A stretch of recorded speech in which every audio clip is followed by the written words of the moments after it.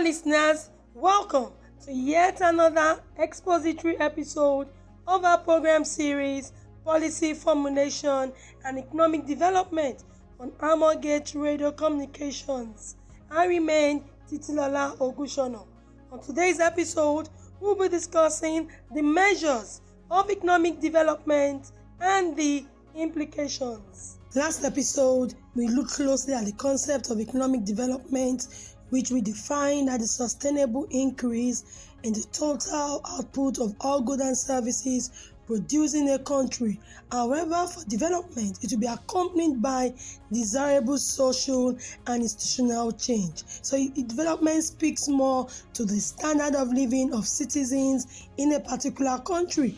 And we went further to look at the core values of development according to an economist, Todaro, 2008, who defined economic development as a sustained elevation of an entire society and social system towards a better or more humane life. And according to him, he believes that there are three core values of development. You are going to be checking if your citizens have access to the basic necessities of life, which includes food, good food, clothing, and shelter.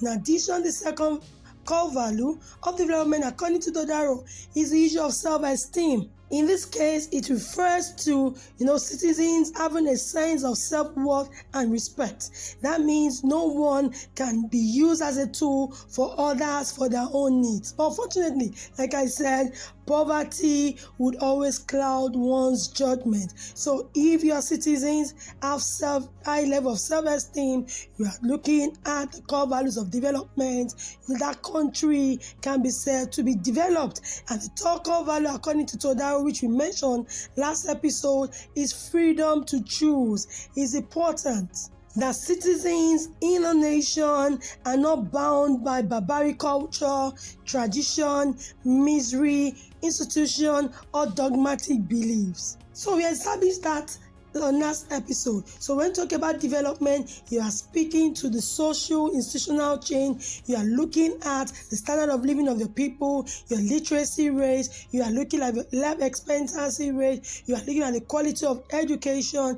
and a couple of other factors when you are talking about economic development. So today, now that you have established the concept of development, today's episode we'll be looking at the measurement of economic development. How can you measure the standard of living of the people? How can you measure the level of development of a nation? We'll be looking at it briefly. Countries are broadly classified into either developed countries, or we have developing or emerging countries, and the less developed countries. So you wonder, what makes a country developed? What are the characteristics of developing or emerging countries, and what qualifies a country to be classified as a less developed country? So we'll be considering the various measures of economic development. I'll start with the first one. That is the Human Development Index, popularly known as HDI. The HDI, that is the Human Development Index, is a metric compiled by the United Nations Development Program and is actually used to quantify a country's average achievement in three dimensions of human development. You are looking at the health, education, and standard of living. These three dimensions of human development looks at the quality of life of the citizens. You are investigating the knowledge base of the citizens. You are investigating, you are capturing the standard of living of the people. There are several other measures of economic development, but the HDI is widely used. Each of these three components has an equal weighing of about 33%, and the score for each country is usually between 0 and 1. So the closer a country gets to 1, the more developed the country is. And it's actually considered the best measure because it recognizes both economic and social factors. Like we said, it looks at education, it looks at average life expectancy, and also income. So it looks at both economic and social factors. So that's why most countries globally, when you want to talk about economic development, the best measure, or I would say the most widely used measure, is the HDI. So when you talk about the literacy rate, you are looking at the rate or percentage of people who are able to read. And this is a very good indicator of the state of education in that country. So when you look at the number of literacy rate, if it's 90%, you have countries ranging from 90 to 94%. Even that was a particular, like I said, a particular country that went about close Norway, close to 100%, 98% literacy rate. So it shows level of development of such a country. And it's worthy to mention that the HDI, the Human Development Index, is divided into 4 tiers. So we have the 4 tiers, the 0.8 to 1.0, reviews very high human development. So if we have 0.8 to 1.0, recall that I said that the closer you are to 1, the more developed the country is in terms of measuring economic development. So 0.8 to 1.0 depicts very high human development. But if the the HDI of a country is 0.7 to 0.79, that is high human development, okay? And if it's 0.55 to 7.0, that's medium. That means human development in such a country is medium, and once it's less than 0.55, it is extremely low. That means the level of human development in that country is low, and this speaks to the level of development, economic development in the country. So those are the 4 tiers. So anytime you see values like HDI 0.55, 0.50, please just know that such a country has very low, human development index prevalent in that country. If you're just joining, thank you so much for joining. The program is Policy, Formulation, and Economic Development, and today we are discussing the measures of economic development and the implications. We have established one of the measures of economic development, which is the Human Development Index, popularly called the HDI. So let's go over, talking about the implication of the HDI. Let's go through some interesting statistics. The Human Development Index, compiled in 2021 by Data Pandas, revealed, like I said, some interesting statistics. We had Switzerland coming with the highest HDI at 0.965, followed by Norway 0.964. We had Hong Kong 0.959. And remember that I said that the closer your HDI is to 1, the more developed the country is. At number 4, we had Iceland at 0.957. At number 5, we have Australia 0.949. We also had Denmark coming in at 0.948. We had Sweden at number 7, the 7th highest HDI in 2021, 0.947. We also had Ireland at number 8, 0.945. We had Germany at number 9, 0.942, and we had Netherlands at 0.941. I just considered the 10 countries with the highest HDI figure in 2021. And let's look at the countries with the lowest HDI, the 10 countries, the lowest 10. In that same year, we have South Sudan at 0.381. We have Central African Republic at 0.387. We have Niger at 0.389. We have Chad at 0.393. We have Burundi at 0.426. We had Mali. We had Mozambique. We have Burkina Faso at 0.449. We had Yemen at 0.55. And we have Guinea at 0.465. And remember when I spoke about the 4 tiers of HDI, I said any HDI below 0.55 is considered to be very low. Now look at what I rolled out. The top 10 realize that Ireland and Denmark perform better than even larger economies. So this reveals the point of the fact that the size of a nation isn't always a predictor of human development proficiency. The fact that your GDP is very high doesn't mean that when it comes to human development proficiency it's going to be higher than countries with less volume in terms of GDP. Okay, I recall on one of the episodes when we were talking about economic growth and I was going through the GDP of various countries. The particular year, Luxembourg had the highest economic growth in terms of GDP per capita income. But interestingly, in terms of Human Development Index, Luxembourg has 0.930. So it means that you might be doing well in terms of the value of goods and services you are producing, in terms of exportation of your goods and services. That does not speak to, that you are more developed, in level of economic development, more developed other countries, that are not as big as you are in terms of GDP growth rates. Even the United States, the ADI was 0.921 at that particular year. It didn't even meet up among the first 10 countries. So GDP measuring economic growth is a different ball game from measuring economic development. But I told you that various measures, but this measure is speaking to Human Development Index. You are looking at how developed your people are, and I've told you the 3 dimensions of all of these components aggregating together. Each of these components weighing 33%, aggregating together to determine the level of human development in that country. So what the HDI values would always reflect a country's commitment to ensuring qualitative life for its citizens. Okay, let's come back to Africa. Nigeria, the ADI of Nigeria was 0.535. Out of 191 countries that was published, Nigeria took the 164th place.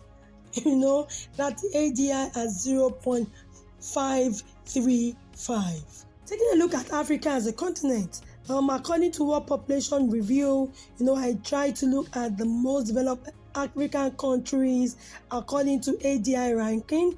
The first was Mauritius, with an ADI of 0.802.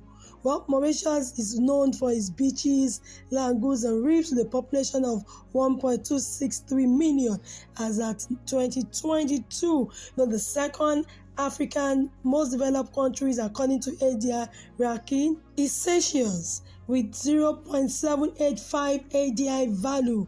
The third, Algeria with 0.745 ADI value. The fourth, Egypt, 0.731.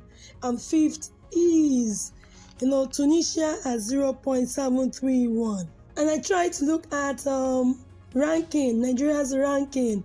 On the list, we came, at the 28th position. 28th position in terms of ADI ranking among all other African countries. So looking at these AGI values, what it does for you as a nation is to know where you are in terms of development, is to know where you are in terms of the 3 dimensions that makes up the component of the AGI, is for you to even analyze what you could do better, learn from other countries with higher ranking, what lessons can you learn, what are the things you can adapt, what are the things you need to change in your country, are there policies you need to formulate, what are those policies that have worked for other nations, do you need to revisit your policy, do you need to formulate new policies, are there policies you should totally, just take out, are there processes that needs to be streamlined, are there processes that needs to be incorporated into your current process as an institution, as a nation, in your private sectors,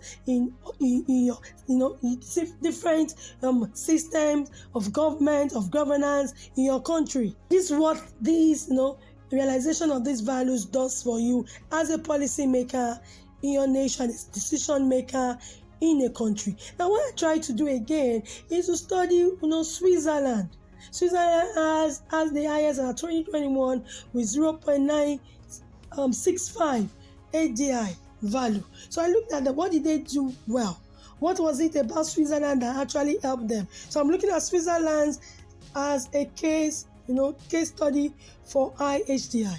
They actually took great things I saw that worked for them. The first is that Switzerland was deliberate. They had heavy focus on science and education.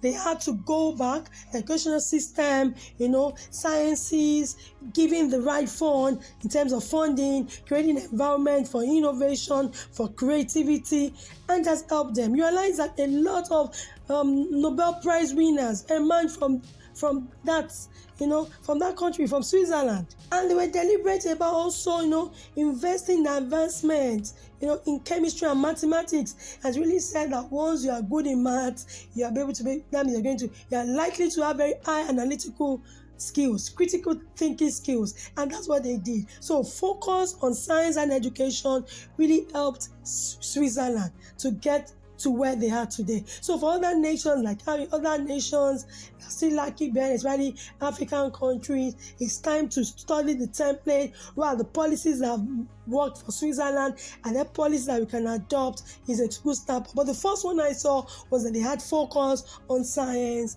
and education. And let's take the second one. The second factor that I saw that worked for them is that the government had good focus on research and development. You don't play lip service to it. You have to be deliberate about it. They were deliberate about research and development in Switzerland, and the government invested heavily on this. Now, what I keep saying is, when I go to the budget of any nation at a particular point in time, and you tell me that you are serious about education, about research and development, about technological advancement, and I see the budget and you devote less than 1% of your budget to this, or your earnings, GDP earnings to this, you're not serious about it as a nation. You are not serious about it as a decision maker. You are not serious about it as a policy maker. What I've seen is that the research and development expenditure in Switzerland took up to about 3.4% of its GDP. So imagine Switzerland's GDP, the government investing 3.4% on research and development. In fact, the 3.4% is said to be higher than the global average. So on the average, even among developed nations, developed people are doing about less than 3%, but they took it no further. So the more they took it further, and that I can see the result for them in terms of ADI ranking. So, and I've seen that this is the driving force behind its technological, and economic pursuit and successes. So you are deliberate about the other factors, but these two factors, the focus on science education, deliberate focus, and heavy focus on research and development. And remember that they spent 3.4% of the earnings of their GDP on research and development, and this is way above, the global average. So, as a nation, are you serious about development? Are you serious about developing your people? What percentage of your gross domestic product your income, do you budget? Do you dedicate to education, to research and development, to workforce development of your citizens? Is a pertinent question that every decision maker, policy maker must be prepared to answer. Now, other measures of economic development, we don't have the HDI. We also have what we call the Human Poverty Index, the HPI. Just like the Human Development Index, it measures the standard of living of the people. But the difference is that this measures the level of poverty and deprivation of the people in a nation. The focus here is on the level of poverty, is on the level of income of the people. We also have what we call the multidimensional poverty index. This measures poverty at an individual level. Okay, you are measuring poverty at an individual level because everyone will not basically be poor at the same level. So you want to look at individual level then before you talk about the cumulative macro level. So multidimensional poverty index measures poverty at an individual level. Another measure that we have that depicts the level of economic development in a nation is what we call the GNI, the gross national income. but it's the GNR per capita. And recall that when I say per capita, you are looking at the total income of a country divided by the number of people in that country. So we want to look at the GNI, the per capita income. That's another measure of economic development. So let's briefly consider the economic factors that would impact or affect the level of economic development in a nation. The first one is over-dependence on imports. If you're a country that relies heavily on importation of goods, if you're a country that relies on importing raw materials is always encouraged and advisable that you grow them locally. If you cannot grow them in your country and you import, you can import 30, but over 50-70% from another country, you are going to affect your level of economic development. Why? Because we have what we call imported inflation. What do I mean? Inflation is we're talking about persistent rise in prices of goods and services. So if, for instance, we don't have inflationary pressure in Nigeria, but we report from a country that has inflationary pressure present in such a country. So if Nigeria is importing from another country and that particular country has about 12% level of inflationary pressure in that country, so it means that when you are bringing in those raw materials into Nigeria, there's already price hike in your raw materials. When you bring them to Nigeria as a manufacturer to manufacture, automatically your cost of production will go up because of the inflationary pressure in another country. So when you are importing, when you rely heavily on goods from another country, one of the disadvantages is what we call imported inflation, and inflationary pressure from another country can be transferred to your country, and that will affect. Remember, when you talk about the tenets, the core values of development, you're talking about life sustenance. Can your people afford simply basic necessities, food, clothing, shelter? So if there is inflationary rate that is high, it erodes the real value of money.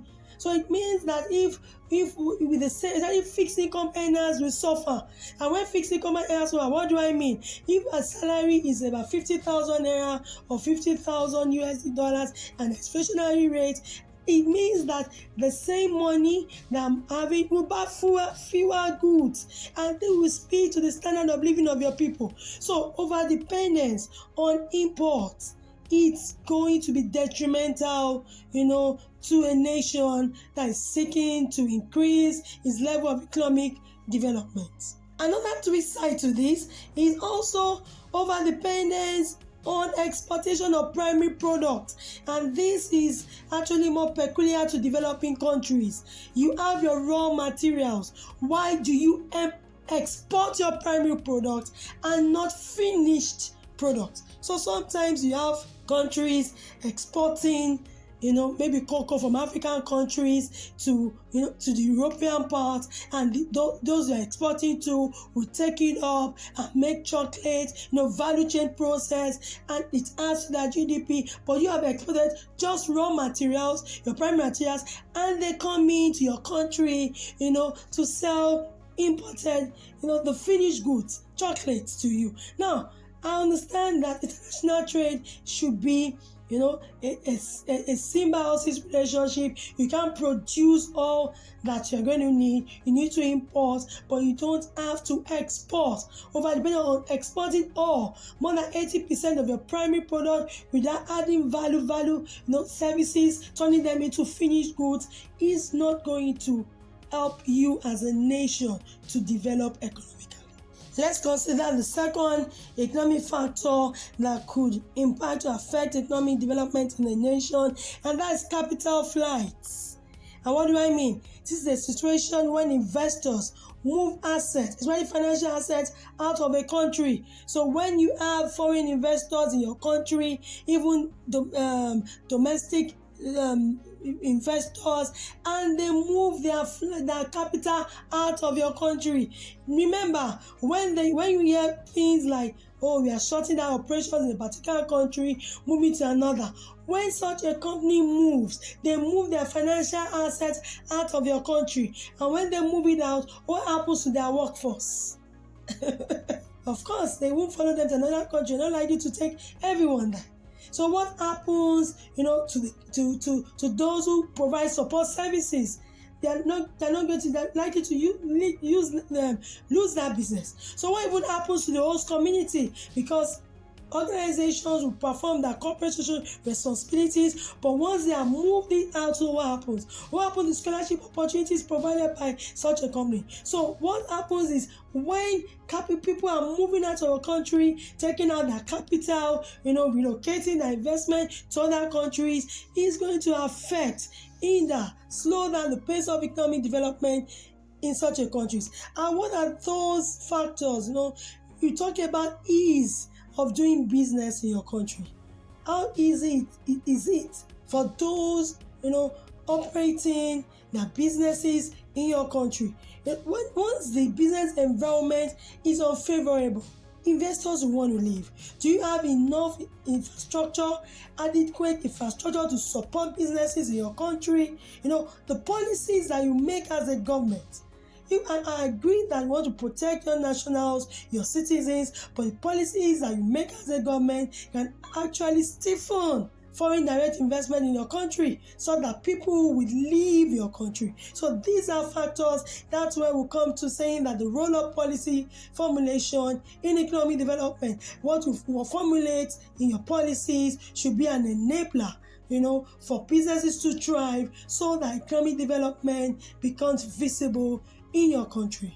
The third factor and the last that we consider on today's episode is debt. For any country, if you are owing, if your debt rate is very high, is likely to impact the level of economic development in your country. Now, why is this so? Because high level of debt, if not properly managed, especially external debt, will create debt burden. In fact, and this is going to lower or limit the level of development programs that the country can carry out. And some would actually argue to say that the highly indebted nations are doing so well in terms of GDP growth rate that even the most developed nations are owing. They are not debt-free. Yes, it is true, but the challenge we've had in developing nations or emerging economies is an inability to handle their debt profile. Now, there are two types of debt basically. Your debt could be domestic sources of debt. It could be domestic or what we call the internal debt, or foreign or external debt. Now, domestic debt is when a country borrows within its boundaries. So if a country like Nigeria, the federal government decides to borrow from the CBN, decides to borrow from the banks, within Nigeria's territory. So we call that domestic or internal debt. But that too would also have an effect. Now, it does have effect because remember that even business owners, the entrepreneurs, are going to the same banks to borrow. So, and the truth is most banks will feel more comfortable borrowing government than individuals. So it's going to cause what we call the crowding out effect. That's the problem it's going to cause, because you are going to crowd out the available funds that ordinarily should be available to entrepreneurs, to the SMEs. And remember that SMEs are those that are likely to employ more people. Government cannot provide all of the employment opportunities. What the role of government is to formulate policies that will create the right enabling environment, conducive environment for businesses to thrive. So when government even chooses to borrow internally, it's going to cause a crowding out effect, like I said, where other business owners might not be able to have access to funds to borrow, and thus will even limit the expansion processes. The expansion rate is going to limit it. It means that even possibilities of job opportunities will be streamlined. Although it's cheaper in terms of the fact that you are not going to be exposed to foreign exchange fluctuations. So it means that if you are borrowed in naira, you are paying back in naira. If you are borrowed in USD, you are going to be paying back in USD, same currency. So you are not going to be exposed to foreign exchange fluctuation risk. However, the second side, the foreign external debt, is when the government chooses to borrow outside. That means the exposure rate will be high. You'll be exposed to foreign exchange fluctuations, inflationary fluctuations, and other risks involved. Now, yes, some would argue that you can actually borrow, but now there's also a rule that you can, when you are even borrowing from people, you have to ensure as a nation that both the principal and the interest repayment must not be more than even 33.3% of what you have earned as a nation in terms of your GDP. That's even the maximum. So it means that the more you borrow, it must be put into productive use so that you can earn more. That's what the rule is. So one factor, if not properly managed, that can affect the level of economic development in a nation is your level of indebtedness as a nation. Wow, I wish I could go on and on. However, I will have to draw the curtain here. It's good having you joining us every Friday. Thank you. We are doing this because of you, and because you are there, we are always eager to do this every week. Please note there are other programs on Amorge Radio Communications that run same time Monday through Friday. This program is today. The other programs Monday, Tuesday, Wednesday, Thursday, Friday that run same time 5 p.m. WAT. If you want to know more about us, kindly check us on our social media handles on LinkedIn, Amorgate, on Facebook, Amorgate, on Instagram, Amorgate. So if you have any questions for us, suggestions, feedback, recommendations, kindly send them out to us at contact@theamorgate.org. contact@theamorgate.org. Thank you. Hope you join us same time, same station. I remain Titola Ogushona saying bye from here.